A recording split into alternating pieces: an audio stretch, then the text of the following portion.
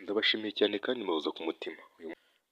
Kurota amafaranga menshi se, amafaranga acikaguritse, kurota amafaranga menshi, uri gutanga amafaranga n'ibindi byinshi bijyanye no kurota amafaranga.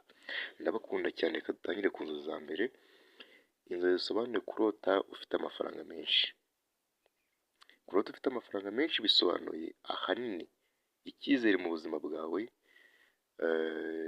n'imigambi irimo kuza cyangwa se iri kugenda itera imbere mu buzima bwawe, cyangwa se mu ibintu ugiye gutangira, ko bishobora kuba byadomina iyo migambi, bikaba yazamuka igatumagira cyane. Bisobanuye kuba wowe ubwawe uri gushaka agaciro, kandi ako gaciro ukaba ugiye kukabona. Hari ukuntu umuntu aba abayeho yumva ko nta gaciro afite, cyangwa se yumva ko ibyo afite ari nkaho ntacyo bimubariye, kubera ko abantu batamwubaha, kubera ko abantu batamwemera, ariko icyo cyubahiro cya kigiye kuboneka. Ikindi kintu cyasobanura kuri izi nzozi za mbere, kurota ufite amafaranga menshi bisobanuye ko hari intambwe nshyashya ugiye gutera, cyangwa se hari ubuzima bushyashya ugiye gutangira, cyangwa se hari ikintu gishyashya ugiye gutangira. So rero nurota izi nzozi ukarota ufite amafaranga menshi, uzamenye ko ibyo byose nkubwiye, yaba kurota, yaba kuba hari intambwe ugiye gutera, cyangwa se kuba hari urugendo rushyashya rugiye gutangira kuri wowe rwiza, uzamenye ko uri mu nzira nziza. Icyo usabwa ni icyangaha, ni ugutekereza, ugatekereza ukavuga uti ese mu bintu ndimo gukora, cyangwa se muri gahunda mfite ubu ngubu, ni ibiki bigiye gutangira byiza, ni iyihe ntambwe igiye gutera, ese icyerekezo cyanjye cy'ubuzima kiri kwerekera, kuko nk'uko nabibabwiye, uba ugiye kugira icyerekezo cyiza cy'ubuzima.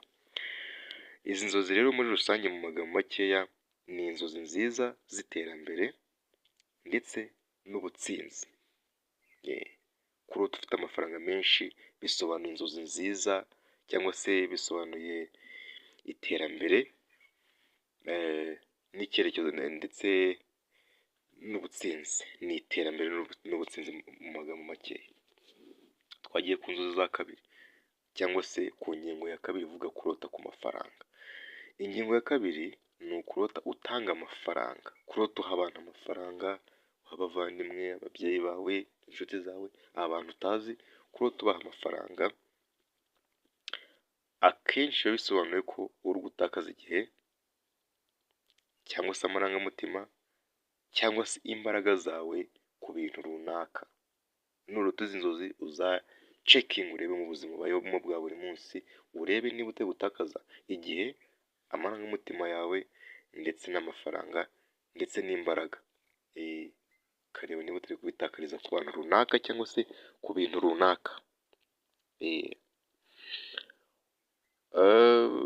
Akenshi usanga hari nk'uko wenda ushobora kuba hari umuntu cyangwa se ikintu urimo gushakira umwanya cyane bikabije, kandi kitari ngombwa wenda, cyangwa se kikaba ari ngombwa bitewe n'ukuntu izo nzozi zirose. Niba uri gutanga amafaranga ku neza, ku mutuzo, ubona unezerewe, hari ikintu uba uri gushaka mu buzima busanzwe, kandi uri kugishakana imbaraga nyinshi. Ikindi, izi nzozi zigaragaza ko mu buzima busanzwe n'ubundi usanzwe ufasha, yaba abantu wenda ufasha ibintu bisanzwe, yaba abantu ufasha ibintu biri aho ngaho, ibintu bidakomeye cyane, cyangwa se ibintu byoroheje, ariko mu buzima busanzwe ubufasha. Izi nzozi rero ni ikimenyetso cy'ubutabazi n'ubugwaneza, ariko akenshi ahangaha gishobora kuba cyagira cyaguhombya iyo utabitwaye neza, ugasesagura cyane. Twagiye ku bundi busobanuro bw'inzozi z'amafaranga, ubusobanuro bwa gatatu, kurota uhabwa amafaranga. None tugeze ku busobanuro bw'inzozi zo kurota uhabwa amafaranga, apana utari kuyatanga. Iyo urose uhabwa amafaranga, biba bisobanuye ko hari amahirwe ari hafi yawe mu buzima bwawe, yaba ku kazi, mu mibereho ya buri munsi se, hari amahirwe ari mu nzira yawe nurota inzozi uhabwa amafaranga. Ikindi kuri izi nzozi zo kurota uhabwa amafaranga, hari ubwo bishobora kuba byaba bisobanuye ko hari ubufasha, akazi se cyangwa se icyemezo cy'ingenzi kizakugirira akamaro mu buzima bwawe kiri mu nzira yawe. Hari umuntu ushobora kukubera cyangwa se ashobora kuba yakugirira akamaro cyangwa se akaba yakugirira umumaro, ubwo rero nurota inzozi zimeze gutya meyibi 100% ni uko hari amahirwe ari mu nzira yawe. Twagiye ku yindi ngingo ya kane, ku nzozi zijyanye n'amafaranga.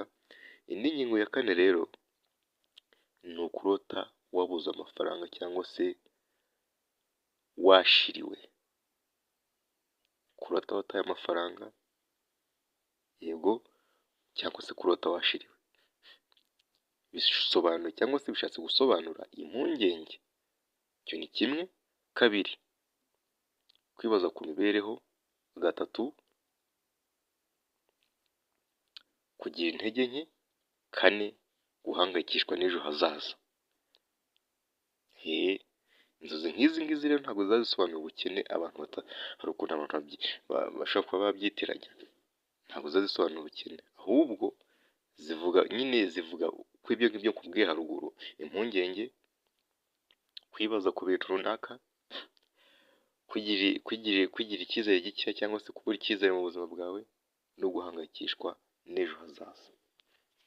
Twagiye ku ngingo ya gatanu ivuga ku mafaranga, ku nzozi z'amafaranga.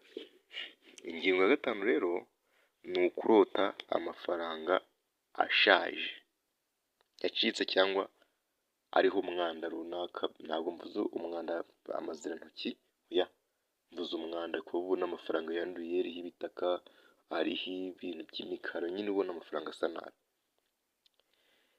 Ibi bivuze kwicuza ku byabaye. Icyo ni kimwe. Kabiri, umubabaro mbese ukaba ugifite agahinda cyangwa se umubabaro utararangira ku bintu byakubayeho runaka. Gatatu, kunanirwa kwemera ibintu cyangwa se kwemera impinduka cyangwa se kwemera ibintu byakubayeho cyangwa se byabaye kuri wowe, kunanirwa kubyemera. Izi nzozi mu ncamake, kuri ingingo ya gatanu, kurota amafaranga yashaje cyangwa se yacitse cyangwa se yanduye, ni nk'ikimenyetso cyo gukenera kongera kwiyubaka mu mutwe cyangwa se kwiyubaka mu buzima busanzwe kubera ibyaguhungabanyije cyangwa se ibyakubayeho bitari byiza. Ciao ciao.